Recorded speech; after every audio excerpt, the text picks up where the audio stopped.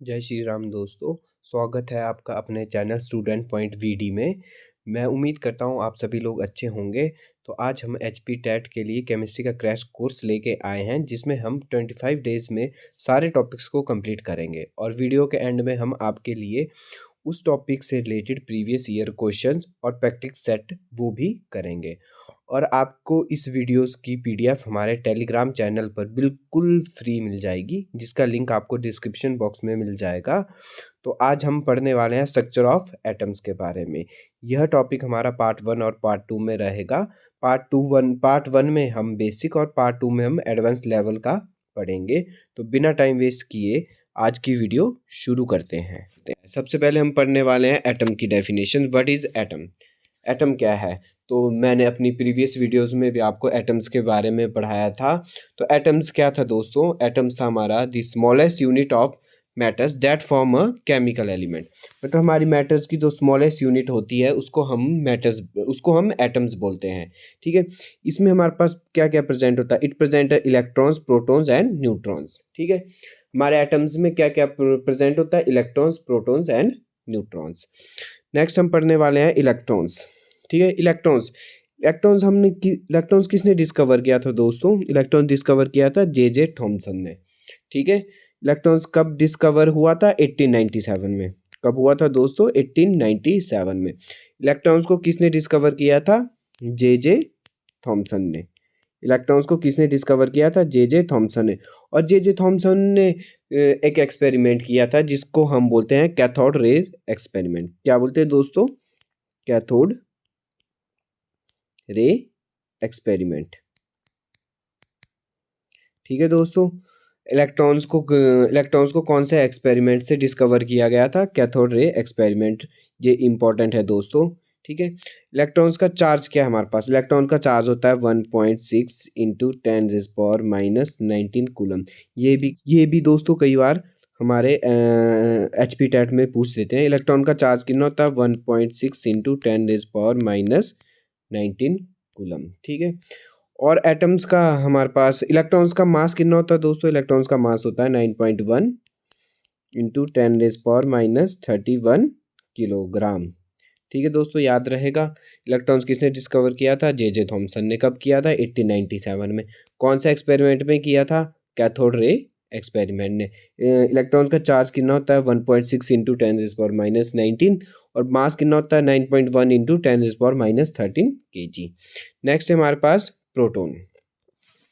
Protons को किसने discover किया था दोस्तों? प्रोटॉन्स को डिस्कवर किया था ई गोल्डस्टीन ने। प्रोटॉन्स को डिस्कवर किया था ई गोल्डस्टीन ने। ई गोल्डस्टीन ने कब डिस्कवर किया था दोस्तों? 1917 में। कब डिस्कवर किया था? 1917 में। कौन से एक्सपेरिमेंट में किया था? कैनल रे एक्सपेरिमेंट में। किस एक्सपेरिमेंट से किया था प्रोटॉन्स को डिस्कवर? कैनल रेज एक्सपेरिमेंट में। कैनल रेज एक्सपेरिमेंट भी हमारा कैथोड रेज एक्सपेरिमेंट का ही एडवांस था। Canal rays experiment cathode rays को ही एडवांस किया था और उससे कैनल रेज बनाया था। और कैनल रेज ने क्या डिस्कवर किया था? हमारे पास प्रोटॉन। प्रोटॉन का चार्ज कितना होता है? 1.6 इंटू 10⁻19 कूलम। पॉजिटिव चार्ज होता है दोस्तों प्रोटॉन में। कौन सा चार्ज होता है? पॉजिटिव चार्ज होता है। और कितना होता है? 1.6 इंटू 10⁻19 कूलम। मास कितना होता है दोस्तों प्रोटॉन का? 1.6 इंटू 10⁻27 kg। दोस्तों याद रहेगा कितना मास होता है? 1.6 इंटू 10⁻27 kg। नेक्स्ट हमारे पास दोस्तों न्यूट्रॉन्स। न्यूट्रॉन्स किसने डिस्कवर किया था? चैडविक ने। ये सारे क्वेश्चन इंपॉर्टेंट है एचपी टेट के लिए कि इलेक्ट्रॉन्स किसने डिस्कवर किया था और कौन सा एक्सपेरिमेंट से डिस्कवर हुआ था। प्रोटॉन्स किसने डिस्कवर किया था? कौन सा एक्सपेरिमेंट से डिस्कवर हुआ। और न्यूट्रॉन्स किसने डिस्कवर किया और कौन से एक्सपेरिमेंट में डिस्कवर हुआ था। तो दोस्तों न्यूट्रॉन्स हमारे पास डिस्कवर किया था जे चैडविक में। मैं दोस्तों सिर्फ वही क्वेश्चंस करवाने वाला हूँ जो हमारे एचपी टेट के लिए यूज़फुल रहेंगे, कुछ एक्स्ट्रा नहीं बताने वाला। ठीक है दोस्तों, तो न्यूट्रॉन्स क्या है हमारे पास? किसने डिस्कवर किया था? जे चैडविक ने। कब डिस्कवर किया था? 1932 में। न्यूट्रॉन्स को किसने डिस्कवर किया है? जे चैडविक ने 1932 में। कौन से एक्सपेरिमेंट में डिस्कवर हुआ था न्यूट्रॉन्स? बॉम्बार्ड किया थी किसकी? बेरिलियम की बॉम्बार्ड की थी विद अल्फा पार्टिकल्स के साथ। जब बेरिलियम की बॉम्बार्डेशन की थी तो विद अल्फा पार्टिकल्स के साथ, तो हमारे पास न्यूट्रॉन डिस्कवर हुआ था। मैंने देखो दोस्तों यहाँ रिएक्शन भी लिखी है।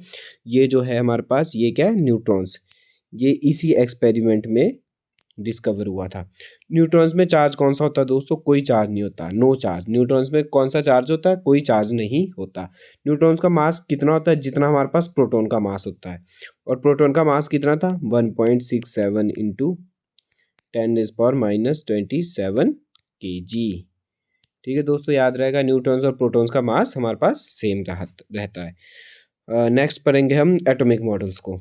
ठीक है, सबसे पहले स्ट्रक्चर ऑफ एटम्स किसने दिया था? रदरफोर्ड हमारे फर्स्ट ऐसे साइंटिस्ट थे जिसने सबसे पहले हमारे पास एटॉमिक मॉडल स्ट्रक्चर को डिस्कवर किया था।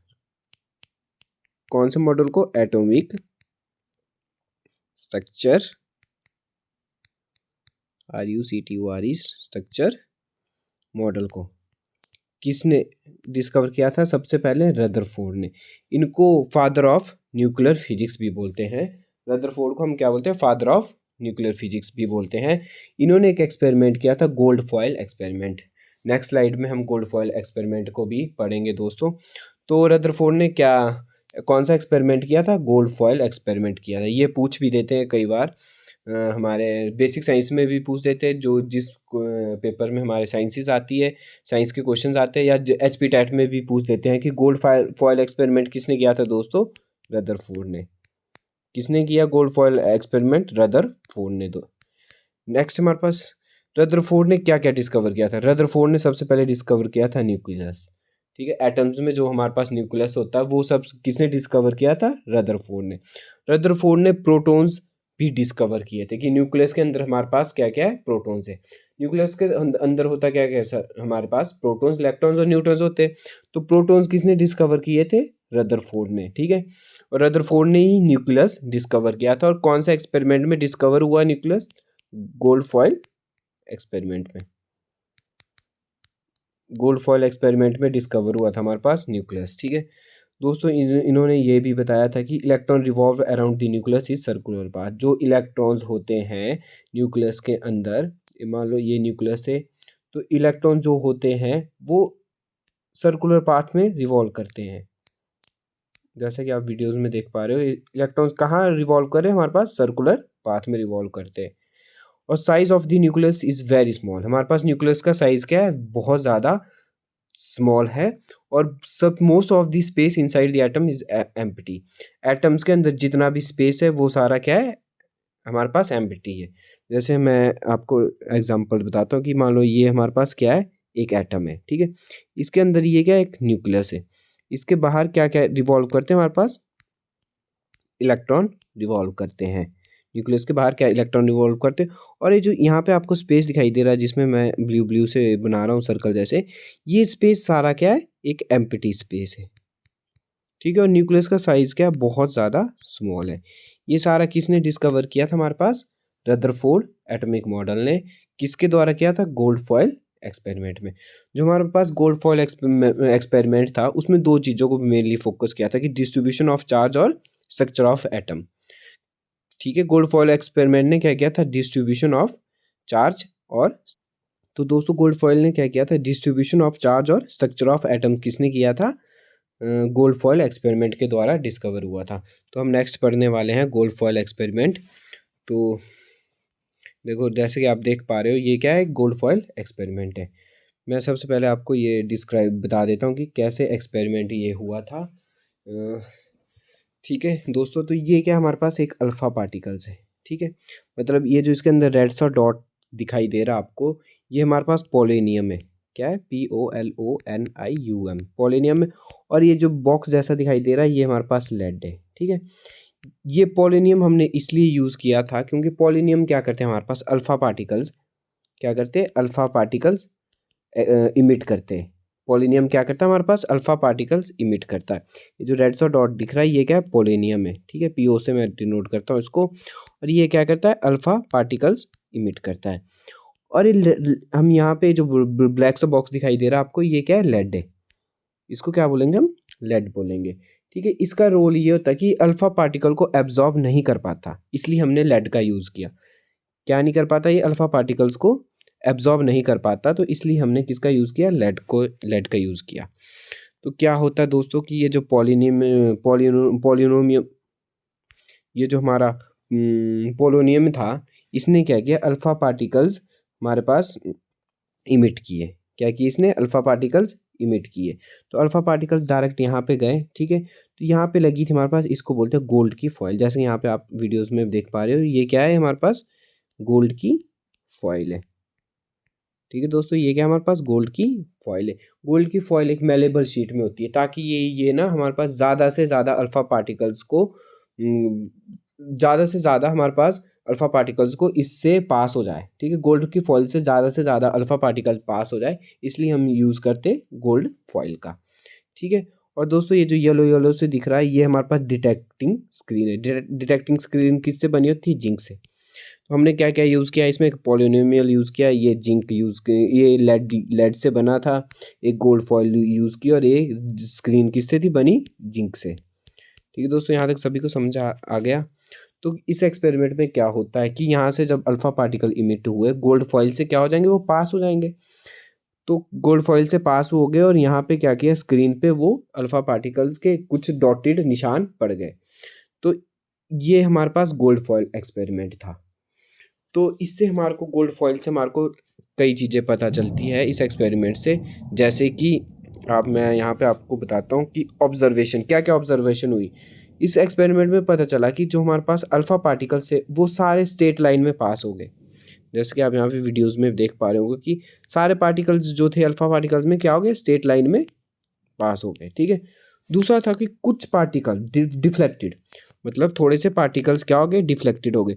वो डिफ्लेक्टेड इसलिए हुए क्योंकि बीच में क्या था, एक पॉजिटिव चार्ज था। एक जैसे यहाँ पे वीडियो में देख पा रहे हैं कि एक छोटा सा क्या था, पॉजिटिव चार्ज था, और जो इससे टकरा रहे थे वो क्या हो रहे थे, डिफ्लेक्टेड हो रहे थे। और फ्यू पार्टिकल्स आर बैक, कुछ पार्टिकल्स क्या हो गए, वापस आ गए। वो क्यों आया, क्योंकि जो पार्टिकल्स इसके सेंटर में, न्यूक्लियस के सेंटर में टकरा रहे थे, वो क्या हो रहे थे, जैसे मान लो यहाँ पे हमारे पास क्या है, ये क्या है, न्यूक्लियस है, ये हमारा क्या है, एक एटम है। तो most of the alpha particle देखो, यहाँ से क्या हो गए, सारे पास हो रहे, ठीक है, यहाँ से पास हो गए, यहाँ से भी पास हो गए, यहाँ से पास हो गए। तो जो सेंटर से आई लाइन जो इसके कॉर्नर पे लग रही, वो क्या हो गए, डिफ्लेक्टेड हो गए। कुछ क्या हो गए, डिफ्लेक्टेड हो गए। और जो बिल्कुल इसके सेंटर पे लग रही है, वो क्या हो गए, वापस आ गए। ठीक है। तो इससे हमारे को पता चला कि देखो, एक सेंटर में कोई चीज़ है जो हमारे अल्फा पार्टिकल्स को क्या करिए, डिफ्लेक्ट कर रही है। तो वो चीज़ क्या थी, हमारे पास न्यूक्लियस थी। ठीक है। इससे हमारे को इस एक्सपेरिमेंट से पता चला कि सेंटर में कुछ चीज़ है जो अल्फा पार्टिकल्स को डिफ्लेक्ट कर रही है, वो क्या है, न्यूक्लियस है। और एक और बात पता चली इससे कि मोस्ट ऑफ द स्पेस क्या है, अल्फा एटम का खाली है। ये भी किसने बताया था, रदरफोर्ड ने बताया था ना, कि मोस्ट ऑफ द स्पेस है इनसाइड द एटम, वो क्या है, एम्प्टी। देखो सारी रेज क्या हो रही थी, वो पास आउट हो जा रही थी। ठीक है, स्ट्रेट लाइन में ट्रेवल कर रही थी। तो सारी रेट स्ट्रेट लाइन में ट्रेवल कर रही थी, मतलब उसमें कोई बीच में ऑब्स्टेकल्स नहीं, कोई नहीं, सारे पास हो रही थी स्ट्रेट लाइंस। तो इससे हमारे को पता चलता है कि मोस्ट ऑफ दी स्पेस क्या है, एम्प्टी है। ठीक है। तीसरी बात ये थी कि दोस्तों, तीसरी बात है, साइज ऑफ द न्यूक्लियस क्या है, वेरी स्मॉल है। न्यूक्लियस का साइज क्या है, जैसे ये था एटम, न्यूक्लियस का साइज क्या है, बहुत ज़्यादा छोटा। क्यों छोटा है, क्योंकि एक या दो रेज ही वापस बैक आई, क्योंकि बाकी तो सारी पास आउट होगी। ठीक है, यहाँ से पास होगी, यहाँ से पास होगी, यहाँ से पास होगी, पर एक दो रेज ही क्या होगी, बैक वापस आई, जो उसके कॉर्नर्स में बनी वो डिफ्लेक्ट होगी। तो इससे हमारे को तीन चीज़ें पता चलती, क्या क्या, कि most of the space is empty, क्योंकि सारी रेज पास हो रही थी। दूसरी साइड कि positive charge particle inside the atom, इस एटम के अंदर क्या है, एक पॉजिटिव चार्ज है, जिससे रेज क्या हो रही थी, डिफ्लेक्ट हो रही थी जब इसके कॉर्नर पे लग रही थी। तीसरी बात क्या है कि the size of the nucleus is very small, nucleus का साइज क्या है, वेरी स्मॉल, क्योंकि एक दो ही रेज क्या हुई, वापस आई। तो ये था हमारा gold foil experiment. I hope दोस्तों आप सभी को ये समझ आया होगा। तो नेक्स्ट टॉपिक की तरफ बढ़ते हैं। नेक्स्ट टॉपिक हमारा बोहर मॉडल्स। ये भी एक इम्पॉर्टेंट टॉपिक है। ठीक है, इसके कुछ पॉस्टुलेट्स से वो हमें लर्न करने पड़ते कि बोहर मॉडल्स ने क्या क्या डिस्कवर किया था और क्या क्या बताया था हमारे स्ट्रक्चर ऑफ एटम्स के बारे में। तो बोहर मॉडल ने क्या बताया था हमें, बोहर मॉडल बोलता है कि electron revolve around the nucleus is fix circular path circular path called orbits. मतलब इलेक्ट्रॉन्स न्यूक्लियस के क्या करते हैं, फिक्स सर्कुलर पाथ में रिवॉल्व करते हैं। उनका पाथ क्या है, फिक्स है, ठीक है। उसको हम क्या बोलते हैं, ऑर्बिट्स बोलते हैं। उसको क्या बोलते हैं हम, ऑर्बिट्स बोलते हैं। ऑर्बिट्स बोलते हैं या शेल्स बोलते हैं, ठीक है। जैसे आपने देखा होगा कई जगह ये सेल, एक न्यूक्लियस एक सेल बना देते हैं, दूसरा सेल बना देते हैं, ये तीसरा सेल बना देते हैं, ठीक है। ठीक है, तो इसको हम के से डिनोट करते हैं, इसको एल से डिनोट करते हैं, इसको हम एम से डिनोट करते हैं, ठीक है दोस्तों। तो ये बोलता है बोहर मॉडल की इलेक्ट्रॉन्स एक फिक्स सर्कुलर पाथ में हम रिवॉल्व करते, उसको हम क्या बोलते हैं, ऑर्बिट्स बोलते हैं या शेल्स बोलते हैं। तो जैसे के शेल हो गया, एल शेल हो गया, एम शेल हो गया, एन शेल हो गया। उनकी वैल्यू क्या है, के शेल की वैल्यू क्या है, हमेशा 1 है, एल की शेल की वैल्यू 2 है, एम शेल की वैल्यू 3 है, एन शेल की वैल्यू कितनी है, 4 है, ठीक है दोस्तों। यहाँ तक सबको समझ आ गया। और बोहर मॉडल ने दूसरा पोस्टुलेट बोला था कि इट लूजेज और गेन एनर्जी। वो गेन भी करते हैं एनर्जी और लूज भी करते हैं जब वो एक शेल से दूसरी शेल की तरफ को जाते हैं। जैसे फॉर एग्जांपल एक शेल है, ये दूसरा शेल है, ये तीसरा शेल है। तो अगर हमारे पास इलेक्ट्रॉन, वैसे अगर इनका वैसे तो एनर्जी कांस्टेंट रहती, पर अगर मान लो यहाँ पे कोई एक इलेक्ट्रॉन है, अगर ये जंप करता है यहाँ को दूसरे शेल को, तो ये क्या करेगा, हमारे पास एक एनर्जी लूज करेगा या गेन करेगा जब वे अपनी पोजीशन से जंप करेगा हायर या लोअर शेल को। तो ये क्या करेगा, या तो एनर्जी लूज करेगा या गेन करेगा। ये भी किसने बताया था, बोहर मॉडल ने बताया था। तो तीसरा पोस्टुलेट है बोहर मॉडल का हमारे पास कि energy loses when it jumps from higher to shell to lower shell. मतलब इसके बोलने का मतलब है कि मान लो ये शेल है, एक और है, ये तीसरा है। जब इलेक्ट्रॉन हायर शेल से, मान लो एक इलेक्ट्रॉन कहाँ यहाँ पे, या हायर शेल से कहाँ को आएगा, वो लोअर शेल को आएगा। कहाँ से कहाँ को आएगा दोस्तों, अगर लोअर शेल को आएगा तो वो क्या करेगा, एनर्जी क्या करेगा दोस्तों, लूज करेगा। अगर वो हायर शेल से कहाँ को आ रहा है, लोअर की शेल को आ रहा है, तो एनर्जी लूज करेगा। और अगर वो लोअर शेल से, मान लो यहाँ से कहाँ को जा रहा है, वो हायर शेल को जा रहा है, यहाँ को जा रहा है इलेक्ट्रॉन, तो वो क्या करेगा, एनर्जी गेन करेगा। ठीक है दोस्तों, यहाँ तक सभी को समझ आया। बोहर ने पोस्टुलेट्स दिए थे कुछ, जो हमारे को स्ट्रक्चर ऑफ एटम्स के बारे में बताते हैं, जिसमें से हमने 3 पोस्टुलेट्स पढ़ दिए। एक पहला पोस्टुलेट्स था कि electron revolve around the nucleus in a fix circular path. मतलब इलेक्ट्रॉन न्यूक्लियस के अराउंड एक फिक्स सर्कुलर पाथ में रिवॉल्व करता है, उसको हम ऑर्बिट्स या शेल्स बोलते हैं। दूसरा इसका पोस्टुलेट्स था कि ये लूज और गेन एनर्जी करता है अगर वो जंप करे अपने लेवल, अपने शेल से दूसरे शेल की तरफ को जब भी जंप करे तो लूज करेगा या गेन करेगा। तीसरा पोस्टुलेट था इसका कि अगर वो हायर से लोअर की तरफ को आ रहा है, मतलब अगर इलेक्ट्रॉन हायर शेल से लोअर शेल की तरफ को आ रहा है, मतलब एन से, मान लो एम शेल से के शेल की तरफ को आ रहा है, तो वो हमेशा क्या करेगा, लूज करेगा, एनर्जी हमेशा क्या करेगा, लूज करेगा। और अगर वो लोअर शेल से, मान लो के शेल से किसकी तरफ को जा रहा है, एम की तरफ को जा रहा है, तो एनर्जी क्या करेगा दोस्तों, गेन करेगा। और बोहर मॉडल ने एक और चीज एक्सप्लेन की थी कि एंगुलर मोमेंटम। ये भी एंगुलर मोमेंटम ऑफ इलेक्ट्रॉन्स भी किसने बताया था, बोहर मॉडल ने बताया था।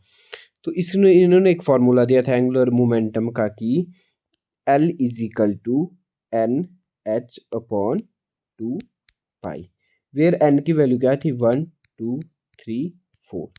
ये एन की वैल्यू थी, वो हमारे शेल्स पे डिपेंड करती है। जैसे के अगर एल शेल होगा तो एन की वैल्यू कितनी होती है, 2, ठीक है दोस्तों। और ये जो एल था, इसकी भी एक इक्वेशन थी, जैसे L is equal to M V R. L किया था एम वी और आर।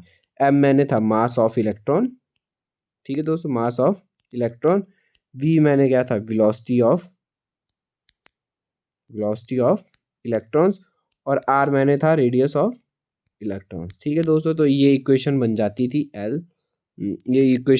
थी M V R is equal to N H upon 2 pi, जिससे हम वी एम और आर की वैल्यू भी निकाल सकते हैं। तो यही दोस्तों टैट के हिसाब से इतना हमें ज़रूर याद रखना कि एक इक्वेशन बोहर मॉडल ने दी थी एंगुलर मोमेंटम ऑफ इलेक्ट्रॉन, वो क्या थी, M V R is equal to N H upon 2 pi. कई जगह ऐसे भी लिखा होता है L is equal to N H upon 2 pi. तो ये दोनों राइट आंसर होंगे अगर हमारे टैट में क्वेश्चन आ जाता है। तो M V R is equal to N H upon 2 pi या L is equal to N H upon 2 pi. ठीक है दोस्तों, यहाँ तक सबको समझ आ गया।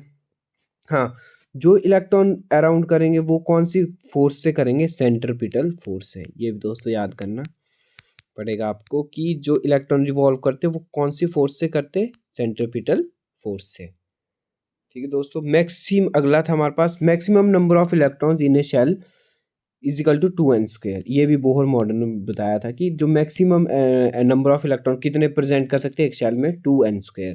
वेयर n की वैल्यू डिपेंड करती है, जैसे मानो k के लिए n की वैल्यू कितनी थी 1, तो k में कितने इलेक्ट्रॉन आ सकते हैं, 2 इंटू 1 का स्क्वायर इज इक्वल टू 2, मतलब किसके बराबर आ गया, वो 2 के बराबर आ गया। तो k में कितने कर सकते हैं 2, l की वैल्यू कितनी थी 2 थी, ठीक है। तो इसका फार्मूला क्या था, 2n², मतलब 2 इज इक्वल टू 2 की पावर 2, वो कितने आ जाएगा, 4 2 जा 8, मतलब मैक्सिमम इलेक्ट्रॉन्स कितने हो सकते हैं एल में 8, मैक्सिमम इलेक्ट्रॉन्स एम में कितने होते हैं 18, मैक्सिमम नंबर ऑफ। ये याद रखना, कई बार क्वेश्चन ऐसे आ जाता कि बताओ कि के और एल में मैक्सिमम नंबर ऑफ इलेक्ट्रॉन्स कितने आ सकते हैं। तो के और एल में मैक्सिमम नंबर ऑफ इलेक्ट्रॉन्स कितने आएंगे दोस्तों, के में कितने आएंगे 2 मैक्सिमम, और एल में कितने होंगे 8 मैक्सिमम, तो टोटल कितने इलेक्ट्रॉन्स होंगे के और एल में 10 इलेक्ट्रॉन्स होंगे। ऐसे भी क्वेश्चन आ जाते हैं एचपी टैट में कि हमारे पास के में कितने इलेक्ट्रॉन्स मैक्सिमम हो सकते हैं 2, एल में कितने इलेक्ट्रॉन्स मैक्सिमम हो सकते हैं 8, तो टोटल कितने इलेक्ट्रॉन्स हुए हमारे पास, 10 इलेक्ट्रॉन्स हुए के और एल में। पर हमारे जो आउटर मोस्ट शेल में होंगे वो सिर्फ 8 इलेक्ट्रॉन्स प्रेजेंट होंगे। आउटर मोस्ट शेल में कितने इलेक्ट्रॉन्स प्रेजेंट होंगे, आउटर मोस्ट होता है ये वाला, ठीक है। तो इसमें कितने हो जाएंगे 8 इलेक्ट्रॉन्स मैक्सिमम आ सकते हैं। ठीक है दोस्तों, यहाँ तक आई होप सभी को समझ आ गया होगा। तो नेक्स्ट बढ़ते हैं हम, नेक्स्ट पढ़ने वाले हैं हम मास नंबर। ये तो बहुत ही इंपॉर्टेंट टॉपिक है, मास नंबर और एटॉमिक नंबर, इससे क्वेश्चन बन जाते हैं एचपी टैट में। तो मास नंबर क्या होता है हमारे पास, मास नंबर होता है प्रोटॉन प्लस न्यूट्रॉन्स, ठीक है। प्रोटॉन्स हमने पढ़े थे, प्रोटॉन्स क्या होते हैं दोस्तों, प्रोटॉन्स पहले डिस्कवर किसने किए थे, ई गोल्डस्टीन ने, ठीक है। और न्यूट्रॉन्स किसने डिस्कवर किया था, चैडविक ने, ठीक है। न्यूट्रॉन्स पे कोई चार्ज नहीं होता, प्रोटॉन्स पे पॉजिटिव चार्ज होता है, इलेक्ट्रॉन में नेगेटिव चार्ज होता है। तो मास नंबर किससे मिलके बनते हैं, प्रोटॉन प्लस न्यूट्रॉन से। और एटॉमिक नंबर किससे मिलके बनते हैं, एटम्स ऑफ प्रोटॉन से। एटॉमिक नंबर किससे मिलके बनता है, प्रोटॉन्स से, ठीक है दोस्तों। और प्रोटॉन हमेशा किसके बराबर होते हैं, जितने प्रोटॉन होंगे उतने ही इलेक्ट्रॉन होंगे, क्योंकि एक बैलेंस बना रहना चाहिए ना। कोई भी एटम्स में एटम्स कैसा होता है, बैलेंस होता है, ठीक है। मतलब जितने पॉजिटिव चार्ज होंगे उतने ही नेगेटिव चार्ज होंगे, तो इसलिए जितने प्रोटॉन्स होंगे उतने ही क्या होंगे, इलेक्ट्रॉन्स होंगे। तो एटॉमिक नंबर में अगर नंबर ऑफ प्रोटॉन्स पे डिपेंड करता है एटॉमिक नंबर। फॉर एग्जांपल जैसे मैं यहाँ पे देखो एक एग्जांपल दिया मैंने 16O8, ऑक्सीजन का एटॉमिक मास कितना होता है 16, ठीक है। और एटॉमिक नंबर कितना होता है इसका 8 होता है, ठीक है दोस्तों। तो एटॉमिक नंबर क्या होता है, प्रोटॉन, मतलब इसमें 8 क्या है, प्रोटॉन है, पी से मैं डिनोट कर रहा हूँ, 8 क्या है इसमें, प्रोटॉन है। और एटॉमिक मास किसके बराबर होता है, जो भी हमेशा ऊपर होता लिखा वो क्या होता है, एटॉमिक मास होता है। तो एटॉमिक मास क्या होता है, प्रोटॉन प्लस न्यूट्रॉन। तो प्रोटॉन कितने थे इसमें 8, और टोटल कितना था इसका 16, तो न्यूट्रॉन्स किस में हुए 8 + 8, न्यूट्रॉन्स कितने हुए इसमें 8 हुए, ठीक है। और इलेक्ट्रॉन्स किस में हुए, इलेक्ट्रॉन्स किसके बराबर होते हैं, जितने प्रोटॉन होंगे, प्रोटॉन कितने थे 8 ही, तो इलेक्ट्रॉन्स कितने हुए 8, मतलब इस एटम्स में 8 ही इलेक्ट्रॉन्स है, 8 ही प्रोटॉन्स है, और 8 ही न्यूट्रॉन्स है, ठीक है दोस्तों। ये समझ आ गया सभी को। देखो जैसे यहाँ पे लिखा मास नंबर किसके बराबर, प्रोटॉन प्लस न्यूट्रॉन्स, ठीक है। और एटॉमिक नंबर किसके बराबर है हमारे पास, एटॉमिक नंबर किसके बराबर है, एटॉमिक नंबर हमारे पास प्रोटॉन्स के बराबर है। तो 8 क्या थे हमारे पास, प्रोटॉन्स थे, ठीक है। और टोटल एटॉमिक मास कितना था 16, तो 8 अगर प्रोटॉन्स थे तो प्लस न्यूट्रॉन्स होते हैं, तो कितने न्यूट्रॉन्स होंगे दोस्तों, 8 ही न्यूट्रॉन्स होंगे, ठीक है। तो न्यूट्रॉन्स कितने थे इसमें 8 थे, और प्रोटॉन्स जितने प्रोटॉन्स होंगे उतने इलेक्ट्रॉन्स होंगे, तो प्रोटॉन्स 8 है अगर, तो इलेक्ट्रॉन्स भी 8 ही होंगे। आई होप आप सभी को समझ आया होगा दोस्तों। तो नेक्स्ट बढ़ते हैं हम आइसोटोप्स के बारे में, ये भी बहुत ज़्यादा इम्पॉर्टेंट है। तो व्हाट इज आइसोटोप्स, आइसोटोप्स होता है हमारे पास जिनका एटॉमिक नंबर सेम है पर उनका मास नंबर क्या होगा, डिफरेंट होगा, ठीक है दोस्तों। जिनका एटॉमिक नंबर सेम रहेगा और मास नंबर डिफरेंट होगा, जैसे मैंने यहाँ पे एग्जांपल दी है, हाइड्रोजन की हमेशा तीन आइसोटोप्स है, ठीक है। एक है प्रोटियम, एक है ड्यूटेरियम और एक है ट्रिटियम, ठीक है। तो इन सब का हाइड्रोजन का एटॉमिक नंबर कितना होता है? 1 ही होता है दोस्तों, ठीक है। पर प्रोटियम में एटॉमिक मास कितना होगा इसका? 1, ठीक है। क्योंकि एटॉमिक नंबर तो सबका सेम रहेगा, पर मास नंबर क्या हो जाता है? डिफरेंट हो जाता है। उसको क्या बोलते हैं? हम आइसोटोप्स बोलते हैं। अब ड्यूटेरियम क्या होता है? 2, ठीक है। सॉरी दोस्तों, मैंने गलत लिख दिया यहाँ पे। ड्यूटेरियम में एटॉमिक नंबर कितना होता है? 1, और मास नंबर क्या होता है इसका? 2, ठीक है। ट्रिटेरियम में कितना होता है एटॉमिक नंबर? एटॉमिक नंबर तो सेम रहेगा, डिफरेंट क्या होता है? Mass number 3। तो इसमें न्यूट्रॉन्स की प्रॉब्लम, न्यूट्रॉन्स भी सब में क्या होते हैं? अलग अलग होते हैं दोस्तों, ठीक है। तो न्यूट्रॉन्स, इसमें कितने न्यूट्रॉन्स हुए? प्रोटियम में कितने न्यूट्रॉन्स हुए? ठीक है। अगर इसमें प्रोटॉन कितने? 1 प्रोटॉन है, तो न्यूट्रॉन्स ऊपर एटॉमिक मास भी इसका कितना है? जैसे 1H1, इसमें 1 क्या है? प्रोटॉन है, तो एटॉमिक मास भी क्या है? 1 ही है। तो मतलब इसमें 1 प्रोटॉन है, तो न्यूट्रॉन्स कितने होते हैं प्रोटियम में? 0 न्यूट्रॉन्स होते हैं दोस्तों। बहुत ही ज़्यादा इंपॉर्टेंट क्वेश्चन है। प्रोटियम में कितने हमारे पास न्यूट्रॉन्स होते हैं? तो इसमें न्यूट्रॉन्स होते हैं 0, ठीक है। और ड्यूटेरियम क्या है हमारे पास? 2H1, ठीक है दोस्तों। तो इसमें प्रोटॉन कितने? 1। एटॉमिक नंबर जो होता है वो क्या होता है? प्रोटॉन होता है। तो प्रोटॉन कितने इसमें? 1, ठीक है दोस्तों।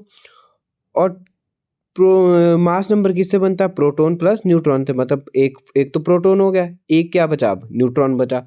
मतलब इसमें कितने न्यूट्रॉन है दोस्तों? ड्यूटेरियम में कितने न्यूट्रॉन है? 1 न्यूट्रॉन है।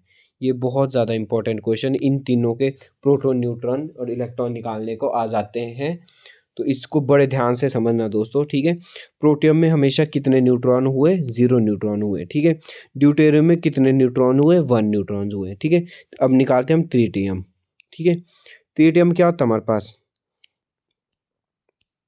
ये हमारे पास ट्रिटियम हुआ। ये क्या हमारे पास? एटॉमिक नंबर क्या होता है? हमेशा प्रोटॉन होता है, तो मैंने P से डिनोट किया। और एटॉमिक मास नंबर क्या होता है? प्रोटॉन प्लस न्यूट्रॉन होता है। तो एक तो हमारे पास प्रोटॉन होगा, तो न्यूट्रॉन कितने बचे इसमें? टोटल कितने है इसका? एटॉमिक मास 3 है, तो एक प्रोटॉन में हमारे पास प्रोटॉन है, तो न्यूट्रॉन कितने बचे दोस्तों? इसमें 2 न्यूट्रॉन बचे। तो ट्रिटियम में कितने न्यूट्रॉन हुए दोस्तों? ट्रिटियम में होते हैं हमारे पास हमेशा 2 न्यूट्रॉन। ये हमेशा याद रखना। प्रोटियम में 0 न्यूट्रॉन, ड्यूटेरियम में 1 न्यूट्रॉन, और ट्रिटियम में कितने न्यूट्रॉन होते हैं? 2। इसमें कितने होते हैं? 0। आई होप आप सभी को समझ आया होगा दोस्तों, ठीक है। नेक्स्ट एग्जांपल भी आप खुद करेंगे, ठीक है। इनका देखो एटॉमिक नंबर क्या है? इनका सबका सेम है। कार्बन का एटॉमिक नंबर यहाँ पे 6 है, यहाँ पे 6 है, पर मास नंबर डिफरेंट है। ऐसे मॉलिक्यूल्स को हम क्या बोलते हैं? आइसोटोप्स बोलते हैं। आई होप आप सभी को समझ आ गया होगा दोस्तों। नेक्स्ट बढ़ते हैं हम आइसोबार्स की तरफ। आइसोबार्स क्या हमारे पास? Same mass number but different atomic number, जिनका अब इसका आइसोटोप्स का उल्टा हो जाता है। मास नंबर क्या रहता है? सबका सेम रहता है, ठीक है। और एटॉमिक नंबर क्या हो जाता है? डिफरेंट हो जाता है, ठीक है। अब मान लो कैल्शियम का एटॉमिक नंबर डिफरेंट होता है, आर्गन का एटॉमिक नंबर डिफरेंट होता है, मास नंबर इनका सबका क्या होता है? 40 होता है, ठीक है। इनको क्या बोलते हैं हम? आइसोबार्स बोलते हैं, ठीक है दोस्तों। जैसे हमारे पास पोटाशियम हो गया, के क्लोरीन हो गया, ठीक है। इन सब का मास नंबर कितना है? 40 ही है। इन सब का मास नंबर कितना है? 40 है। पर कैल्शियम का एटॉमिक नंबर अलग होता है, आर्गन का एटॉमिक नंबर अलग होता है, पोटाशियम का एटॉमिक नंबर अलग होता है, क्लोरीन का एटॉमिक नंबर अलग होता है दोस्तों, ठीक है। यहाँ तक सबको समझ आ गया? आई होप सबको समझ आया होगा। तो नेक्स्ट बढ़ते हैं हम आइसोटोन्स की तरफ। आइसोटोन्स के हमारे पास सेम नंबर ऑफ न्यूट्रॉन्स, जिसमें न्यूट्रॉन सेम रहेंगे वो क्या होंगे हमारे पास? आइसोटोन्स होंगे।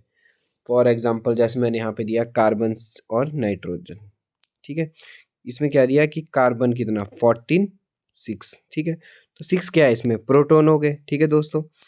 6 क्या है इसमें? प्रोटॉन हो गए। तो इसमें न्यूट्रॉन कितने हुए? एटॉमिक मास किससे बनता है? प्रोटॉन प्लस न्यूट्रॉन से। तो प्रोटॉन कितने हुए? 6 हुए। तो न्यूट्रॉन कितने बचे इसमें? 7, 8, 9, 10, 11, 12, 13, 14। तो न्यूट्रॉन कितने बचे इसमें? 8, ठीक है। तो इसमें कितने न्यूट्रॉन्स आ गए दोस्तों? 8 न्यूट्रॉन्स आ गए, ठीक है। अब नेक्स्ट हमारे पास क्या? नाइट्रोजन 7, 15, ठीक है। तो 7 कितने हुए हमारे पास? एटॉमिक नंबर क्या होता है हमारे पास? प्रोटॉन होता है। और एटॉमिक मास क्या होता है? प्रोटॉन प्लस न्यूट्रॉन होता है दोस्तों। तो प्रोटॉन एक तो 7 हो गए, तो न्यूट्रॉन कितने बचे? 8, 9, 10, 11, 12, 13, 14, 15। तो 8 ही क्या बचे इसमें? न्यूट्रॉन बचे। तो दोनों में इसमें कितने न्यूट्रॉन्स आए थे, 8 आए थे, इसमें कितने न्यूट्रॉन्स आए, 8 आए थे। तो सेम नंबर ऑफ न्यूट्रॉन्स को हम क्या बोलते हैं दोस्तों, आइसोटोन्स बोलते हैं। आई होप आप सभी को ये भी समझ आ गया होगा। तो अब बढ़ते हैं हम नेक्स्ट टॉपिक की तरफ। नेक्स्ट टॉपिक है हमारा हाइड्रोजन स्पेक्ट्रम। ये भी बहुत ज़्यादा इम्पोर्टेंट है दोस्तों, जैसा कि आप वीडियोस में देख पा रहे हो हाइड्रोजन स्पेक्ट्रम क्या है। ठीक है, हाइड्रोजन स्पेक्ट्रम किसने डिस्कवर किया था, बोहर ने ही डिस्कवर किया था हाइड्रोजन स्पेक्ट्रम भी। ठीक है, अगर कोई भी हमारे पास हाइड्रोजन स्पेक्ट्रम का मतलब है, अगर हमारे पास कोई भी इलेक्ट्रॉन अगर एक शेल से दूसरे शेल की तरफ जाता है और जब वो वापस आता है तो कुछ एनर्जी इमिट करता है एज अ वेवलेंथ की फॉर्म में। ठीक है, उस वेवलेंथ को हम एक सीरीज से डिनोट करते हैं जिसको बोलते हैं हम हाइड्रोजन स्पेक्ट्रम। ठीक है दोस्तों, तो जैसा कि आप देख पा रहे हो इसमें सीरीज हमारे पास लाइमन सीरीज, ठीक है, बल्मर सीरीज होगी, पाशन सीरीज होगी। लाइमन सीरीज की इलेक्ट्रॉन्स की जो एनर्जी होती है वो कितनी होती है, -13.6 इलेक्ट्रॉन वोल्ट। दोस्तों कई बार ये क्वेश्चन पूछ लेते हैं कि लाइमन सीरीज की जो एनर्जी की वैल्यू होती है -13.6 इलेक्ट्रॉन वोल्ट होती है। बल्मर की कितनी होती है, 3.40। कितनी होती है दोस्तों, 3.40 होती है। मैं ब्रश निकाल लेता हूँ दोस्तों, तो कितनी होती है, 3.40 होती है। और पाशन की सीरीज की कितनी होती है एनर्जी, 1.51 इलेक्ट्रॉन वोल्ट में। ठीक है, 3.40 इलेक्ट्रॉन वोल्ट। और लाइमन की कितनी थी, -13.6 इलेक्ट्रॉन वोल्ट। ठीक है दोस्तों, अगर हमारे पास, मैं आपको लाइमन सीरीज के बारे में बताता हूँ, अगर हमारे पास इलेक्ट्रॉन जंप करेगा, इलेक्ट्रॉन इसमें लाइमन सीरीज में किस में आता है, हमेशा पहले रीजन में आता है। मतलब अगर मान लो 2 से जंप कर रहा है तो देखो यहाँ पे देख, जैसा आप देख पा रहे हो 2 से 1 की तरफ आ रहा है, 3 से भी 1 की तरफ आएगा, 4 से भी 1 की तरफ आएगा, 5 से भी 1 की तरफ आएगा, और 6 से भी वो किसकी तरफ आएगा, 1 की तरफ को आएगा। ऐसी सीरीज को हम क्या बोलते हैं, लाइमन सीरीज बोलते हैं। लाइमन सीरीज हमेशा यूवी लाइट ही विजिबल करता है। लाइमन सीरीज हमेशा कौन सी लाइट विजिबल करता है, यूवी लाइट ही विजिबल करता है। नेक्स्ट हमारे पास बल्मर सीरीज। बल्मर सीरीज में क्या होता है कि जो एनर्जी बैक डाउन होगी वो 3 से देखो 2 की तरफ को आएगी। ठीक है, 4 से भी किसकी तरफ को आएगी, 2 की तरफ को आएगी, 5 से भी वो 2 की तरफ को आएगी, 6 से भी वो किसकी तरफ को आएगी, 2 की तरफ को ही आएगी। जैसे कि यहाँ पे आप वीडियोस में देख पा रहे हो कि बल्मर सीरीज में क्या हुआ कि 3 से भी वो किसकी तरफ को आई, 2 की तरफ को आई, 4 से भी वो किसकी तरफ को आएगी, 2 की तरफ को आएगी, 5 से वो 2 की तरफ को आएगी, 6 से भी और 7 से भी हमेशा किसकी तरफ को आएगी, 2 की तरफ को आएगी। ऐसी सीरीज को क्या बोलते हैं हम, बल्मर सीरीज बोलते हैं। नेक्स्ट हमारे पास पाशन सीरीज। ठीक है, इसमें क्या होता है कि यहाँ ए थ्री सीरीज, पाशन सीरीज के एन की वैल्यू कितनी होती है, 3 होती है। ठीक है, बल्मर सीरीज हमेशा हमारे पास विजिबल लाइट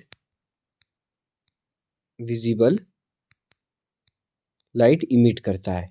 बाल्मर सीरीज कौन सी लाइट इमिट करता है, विजिबल लाइट इमिट करता है। ये बहुत ज़्यादा इंपॉर्टेंट क्वेश्चन है दोस्तों, तो आप सभी को आई होप समझ आ गया होगा।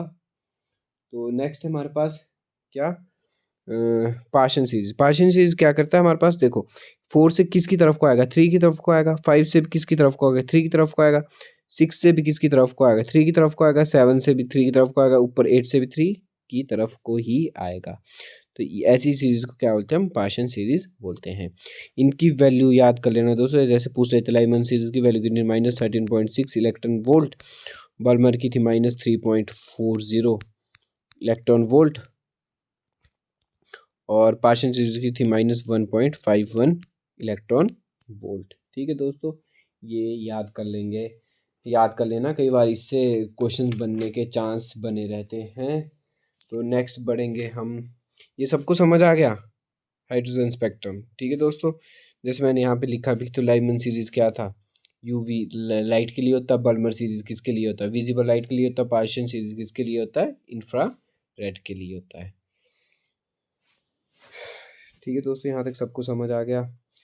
हाँ, कई बार क्वेश्चन एडवांस लेवल में अगर वो पूछेंगे तो ऐसे पूछ देते कि बाल्मर सीरीज और लाइमन सीरीज में कितने एनर्जी डिफरेंस है, तो कितना एनर्जी डिफरेंस होगा, तो -13.6 से कितना माइनस कर देंगे, 3.40 माइनस करेंगे, 0.6 में से 4 गए 2, ठीक है 0, तो 10.20। ठीक है, तो कितना आएगा, 10.20 एनर्जी डिफरेंस है किसमें, बाल्मर सीरीज में और लाइमन सीरीज में। इसमें सबसे ज़्यादा एनर्जी डिफरेंस है। देखो यहाँ पे इन लाइमन सीरीज और बाल्मर सीरीज में देखो कितना ज़्यादा गैप है, कितना ज़्यादा गैप है, बहुत ज़्यादा गैप ना। और बाल्मर पार्शियल सीरीज में कम गैप है, ठीक है। तो सबसे ज़्यादा गैप किसके बीच होता है, लाइमन सीरीज और बाल्मर सीरीज के बीच होता है। और कितना गैप होता है, -13.20 इलेक्ट्रॉन वोल्ट। ठीक है दोस्तों, ये समझ आ गया। नेक्स्ट बढ़ते हैं हम। अच्छा, ये भी बहुत इंपॉर्टेंट है। The formula of wavelength of hydrogen spectrum. Wavelength निकालने का फार्मूला क्या है, 1/λ 109677/1/n1² प्लस 1/n2²। ये जो 109667 इसको बोलते हैं हम रेबर्ग कांस्टेंट। क्या बोलते हैं हम इसको, रेबर्ग कांस्टेंट बोलते हैं। ये होता है हमेशा, इसकी यूनिट है सेंटीमीटर इनवर्स। ठीक है दोस्तों, तो 109677 ये इसको, ये किसकी वैल्यू दोस्तों, आर की वैल्यू, किसकी वैल्यू, आर की वैल्यू एट हाइड्रोजन स्पेक्ट्रम। और आर को हम किससे डिनोट करते हैं, रेबर्ग, RYD, डी इसमें साइलेंट रहता है दोस्तों, तो रेबर्ग कांस्टेंट। और इसका वेवलेंथ निकालने का formula 109 R into 1/n1² plus 1/n2²। और n1 और n2 की वैल्यू दी होती है हमारे पास क्वेश्चंस में, ठीक है। अब सबसे कम वेवलेंथ किसकी होती है दोस्तों, सबसे कम वेवलेंथ होती है लाइमन सीरीज की। सबसे कम वेवलेंथ किसकी होती है, लाइमन सीरीज की, ठीक है। उससे ज़्यादा किसकी होती है, बल्मर सीरीज की। और सबसे ज़्यादा वेवलेंथ किसकी होती है, पाशन सीरीज की। और जो इसके ऊपर दो और सीरीज है, मेरे को अभी उनके नाम नहीं याद आ रहे, आप देख लेना एक बार हाइड्रोजन स्पेक्ट्रम को बुक में, उनके दो और नाम है, अभी मुझे ध्यान नहीं आ रहे हैं। तो लाइमन सीरीज और बल्मर सीरीज और पाशन सीरीज में से सबसे ज़्यादा कम वेवलेंथ किसकी होती है, लाइमन सीरीज, सॉरी दोस्तों, सबसे कम वेवलेंथ किसकी होती है, लाइमन सीरीज की। और फिर बल्मर सीरीज की। और सब इन तीनों में सबसे ज़्यादा वेवलेंथ किसकी होती है, पाशन सीरीज की। क्योंकि इसमें एनर्जी गैप क्या बहुत ज़्यादा है, तो एनर्जी बहुत ज़्यादा है तो वेवलेंथ क्या हो जाती है, कम हो जाती है, इन्वर्सली होते हैं। तो लाइमन सीरीज की वेवलेंथ क्या होती है, सबसे कम है, फिर बल्मर सीरीज की, फिर पाशन सीरीज की। ये बहुत ज़्यादा इंपॉर्टेंट है दोस्तों, इनमें से क्वेश्चन बन जाता है। जैसे आर की वैल्यू पूछ देते हैं, या लाइमन सीरीज में एन की वैल्यू पूछ देते हैं। एन की वैल्यू कितनी लाइमन सीरीज में, 1, ठीक है दोस्तों। यहाँ पे लिखा जैसे एन की वैल्यू कितनी, 1। बल्मर सीरीज में एन की वैल्यू कितनी, 2। पाशन सीरीज में एन की वैल्यू कितनी है, 3, ठीक है। और लाइमन सीरीज कौन सी इमिट्स करता है, यूवी करता है। बल्मर कौन सी करता है दोस्तों, कौन सी करता है, विजिबल करता है। पाशन कौन सी करता है, इंफ्रारेड करता है। पाशन सीरीज कौन सी करता है, इंफ्रारेड करता है। इससे ऊपर जितने भी हमारे पास सीरीज है वो सारी इंफ्रारेड ही इमिट करती है, ठीक है दोस्तों। ये सबको आ गया हाइड्रोजन स्पेक्ट्रम। तो आज की वीडियो यहीं पे एंड करते हैं। अब लास्ट में हम पढ़ेंगे इम्पोर्टेंट MCQs जो इस चैप्टर से बन जाते हैं। तो हमारे पास पहला क्वेश्चन है कि how many neutrons are present in magnesium 2412। तो दोस्तों कैसे बताया था मैंने, न्यूट्रॉन्स कैसे निकलते हैं, ठीक है। तो 12 क्या हमारे पास प्रोटॉन है, और 24 किससे बना है, हमारे पास प्रोटॉन और न्यूट्रॉन से बने। तो 12 हमारे पास क्या, हमारा प्रोटॉन है, तो न्यूट्रॉन कितने बचे, इसमें 12 ही बचे। तो इसका आंसर कितना है, 12। ठीक है दोस्तों, ये सबको समझ आ गया। नेक्स्ट क्वेश्चन की तरफ बढ़ते हैं हम। Which of the following is responsible for mass of atom. Mass of atom के लिए क्या रिस्पॉन्सिबल है, मास ऑफ एटम्स के लिए क्या रिस्पॉन्सिबल दोस्तों, एटॉमिक नंबर के लिए क्या रिस्पॉन्सिबल है, proton. Mass of electron atom के लिए क्या रिस्पॉन्सिबल है, न्यूट्रॉन प्लस प्रोटॉन। इसमें इलेक्ट्रॉन नहीं आएगा दोस्तों, तो याद रखिए इसका आंसर क्या है, सी है। तो नेक्स्ट बढ़ते हैं हम। Which experiment is discovered by electron. शुरू में करवाया था मैंने क्वेश्चन, इलेक्ट्रॉन्स को किसने डिस्कवर, कौन सा एक्सपेरिमेंट ने डिस्कवर किया था, कैथोड रे एक्सपेरिमेंट ने। किसने डिस्कवर किया था, कैथोड रे एक्सपेरिमेंट ने। नेक्स्ट पढ़ते हैं हम। Who discover electrons. ये तो सबने आंसर दे देंगे। डिस्कवर इलेक्ट्रॉन्स किसने डिस्कवर किया दोस्तों, किसने किया, जे थॉमसन ने। तो नेक्स्ट क्वेश्चन की तरफ बढ़ते हैं। After atoms have same mass number and different atomic number. जिसका मास नंबर सेम है पर एटॉमिक नंबर डिफरेंट है, तो इसको क्या बोलते हैं हम दोस्तों, बताएंगे आप? Same same mass number but different atomic number. जल्दी से इसका आंसर दे दो। Same mass number but different atomic number, इसको क्या बोलते हैं हम? आइसोबार्स। तो इसका करेक्ट आंसर है बी। ठीक है। आइसोटोप्स क्या होते हैं? सेम एटॉमिक नंबर और डिफरेंट मास नंबर। आइसोटोप्स क्या होते हैं? सेम एटॉमिक नंबर और डिफरेंट मास नंबर। और आइसोटोन्स क्या होते हैं हमारे पास दोस्तों? Same number of neutrons. और आइसो इलेक्ट्रॉन्स क्या होते हैं? Same number of electrons. ठीक है दोस्तों, ये समझ आ गया सबको। नेक्स्ट है हमारे पास, who propose the atomic theory. हाँ जी, ये क्वेश्चंस नहीं करवाया मैंने शायद। एटॉमिक थ्योरी को किसने प्रपोज किया था? जॉन डेल्टन ने। इसका आंसर क्या होगा? जॉन डेल्टन ने। नेक्स्ट क्वेश्चन की तरफ बढ़ते हैं हम। Which spectrum series of the hydrogen spectrum lies in UV rays. हाँ, ये हाइड्रोजन स्पेक्ट्रम से क्वेश्चन आया है हमारे पास कि यूवी रेज कौन सी हाइड्रोजन स्पेक्ट्रम लाया करता है। तो कौन सी लाया करता है? Lyman series. ठीक है। ये देखो सर, इसका नाम दिया P fund series. P fund series कौन सी होती है हमारे पास? जिसमें एन की वैल्यू 5 होती है। पी फंड सीरीज कौन सी होती है हमारे पास? जिसमें एन की वैल्यू 5 होती है। और पार्शियल सीरीज कौन सी हाइड्रोजन स्पेक्ट्रम में लाया करता है? कौन? Infrared light region. Infrared हमारे पास लाइट इमिट करता है। पार्शियल लाइमन कौन सी करता है? यूवी। और कौन सी थी? बल्मर सीरीज। बल्मर सीरीज कौन सी करता है हमारे पास? Visible light. बल्मर कौन सी करता है? Visible light. दोस्तों, ये हाइड्रोजन स्पेक्ट्रम से क्वेश्चन बनने के बहुत ज़्यादा चांस होते हैं, तो इसको थोड़े ध्यान से पढ़ना। तो अब लास्ट में हम अपना क्वेश्चन ऑफ द डे करेंगे। क्वेश्चन ऑफ द डे आप कमेंट बॉक्स में इसका आंसर देंगे। तो क्वेश्चन है हमारे पास, what is the colour of light emit by hydrogen gas in the discharge tube. ये थोड़ा सा अलग सा क्वेश्चन आ गया है। ठीक है। ये थोड़ा एच पी टेट से बाहर कमीशन टाइप में क्वेश्चन आ गया है कि what is the colour of light emitted by the hydrogen gas in the discharge tube. शायद मैंने ये क्वेश्चन कमीशन से ही उठाया है। तो इसका आंसर आप सभी देंगे कि कौन सी लाइट इमिटेड होती है हाइड्रोजन गैस में एट डिस्चार्ज ट्यूब में। ठीक है। तो इसका सभी आंसर देंगे कमेंट बॉक्स में। तो thank you for watching this video. तो दोस्तों, आई होप आप सभी को ये वीडियो यूज़फुल रही होगी, और मैं आशा करता हूँ आप सभी ने अभी तक स्टूडेंट पॉइंट के चैनल को सब्सक्राइब कर लिया होगा, और अपनी इस वीडियोस को और दोस्तों तक भी शेयर करें जो भी एचपी टेट की प्रिपरेशन कर रहे हैं। तो thank you for watching this video दोस्तों। थैंक